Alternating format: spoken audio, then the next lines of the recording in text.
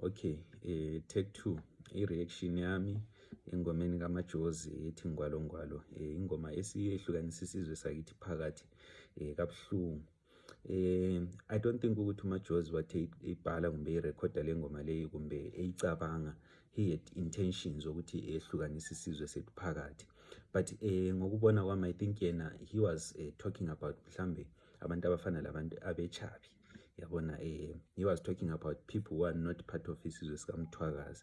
I think that's the thing. But now the thing ukuthi there's this hierarchy thing that was introduced to us, abezansi abenhla amahole. That hierarchy thing, because it contained that word ethi ihole, abantu abaningi quickly got offended because i-hierarchy thing lana abantu babethi mabeyichaza kwakuthiwa mhlambe abezansi kukhulunywa ngaboKhumalo, kukhulunywe mhlambe ngabonxumalo, bese kusithi abenhla, bese kukhulunywa maybe ngabomhlanga, oMahlangu, wathi bese kusithi amahole, bese kuthiwa hayi bonke laba abelezibongo zezinyamazana ngamahole, wathi kaSomanguni.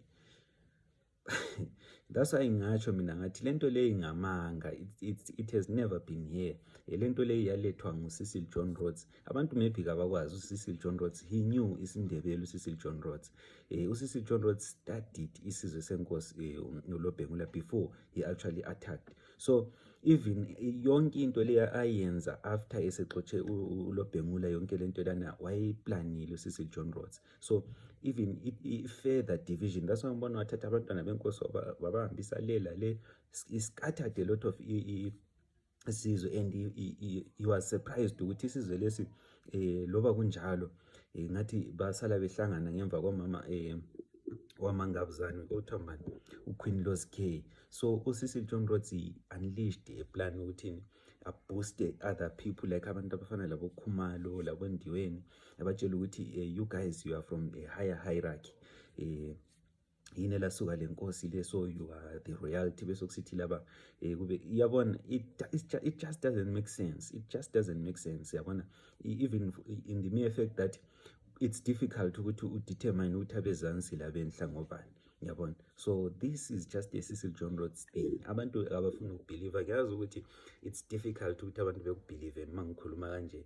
I'm just talking, abantu they think ukuthi I'm just talking, but I said it before ukuthi lento le yabuya lo Cecil John Rhodes. There was never such a system esizweni sakithi, because lento le ivuna abanye abantu, it boosts i-ego yabanye abantu, so some people don't want to let it go, yabona. So noma singaze sikhulume kanjani, they will always say ukuthi no, mina ngwasezansi, mina ngwasenhla, and I said ukuthi okay, do you think ukuthi wena kokulabantu abangahlala esizweni behlalela ukubizwa ngamahole, babe ngeke behambe behlalela ukuthi belokho kuthiwa wena hole buyala, wena hole yenza so, belokho behleze esizweni sene sibengabotshelwanga phansi, bengabotshelwanga ezihlahleni?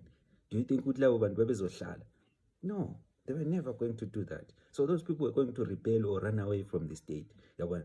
So there is nothing like that izinto kuthiwa ngamahole abezansi abenhla. I told you ukuthi lapha nama uthiwa abezansi labenhla kwakukhulunywa ngamantungwa, kwakulamantungwa asezansi kube lamantungwa asenhla, yabona, because of umfula, just because of umfula, not ukuthi it was a different culture or different societies, but there were same people just because of babebizana kuphela ngani nge-geological location yabo, ukuthi omunye ngwangale womfula omhlathuze, omunye ngwangapha.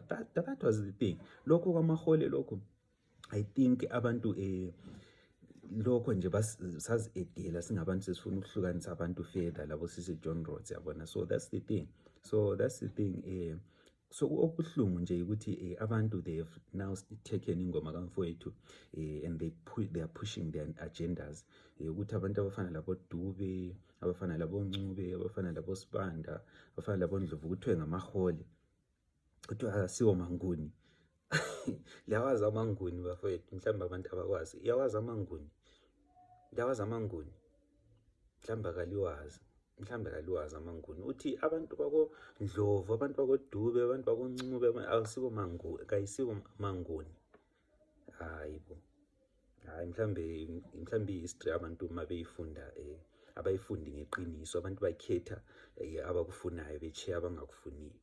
yingozi esilayo ukuthi umuntu uyakhetha ukuthi kuyistra athathe lokho achiye lokho, uyabona. But at the end of the day iqiniso liqiniso, kakula muntu okuthiwa lihole esizweni senkosi. Amahole they are outside isizwe senkosi. Akula muntu inside esizweni senkosi okuthiwa lihole, never. Show me a document, show me izinto or izitori ezaba khona amahole mhlawumbe egijinyiswa kuthiwa amahole ehambe enqanda inkomo eyenzani. I've never heard anything about that, yabona. Noma ungaya ngaphi kuma records abo Robert Moffat, there is nothing like hierarchy nale nje abamazansi abehole. This is a white construct. So kukithi thina abantu ukuthi mhlawumbe siyithatha njani le ndaba, but into engisho ukuthi it's unfortunate to umfowethu ukuthi ekhiphe ingoma ikhiphe ngesihle, ekhiphe ngoku I think he had anger in him ukuthi and mayikhuluma ngamahole ngokubona kwami ngicabanga ukuthi ukhuluma ngabechabi, yabona. Ngicabanga ukuthi ukhuluma ngabechabi. So mayikhuluma ngabechabi, he was showing anger towards abechabi, yabona, and which we all have. Sonke singamandebele singabantu bakomthakazi, we all have anger against abechabi. So yena umfowethu mhlambe maye ngayicacisa lento enza ivideo ethi ukuthi no mina ngale ngoma le beniqondeni, bengaqondanga ukuthi ngikhulume ngabantu abasesizweni senkosi. Danko.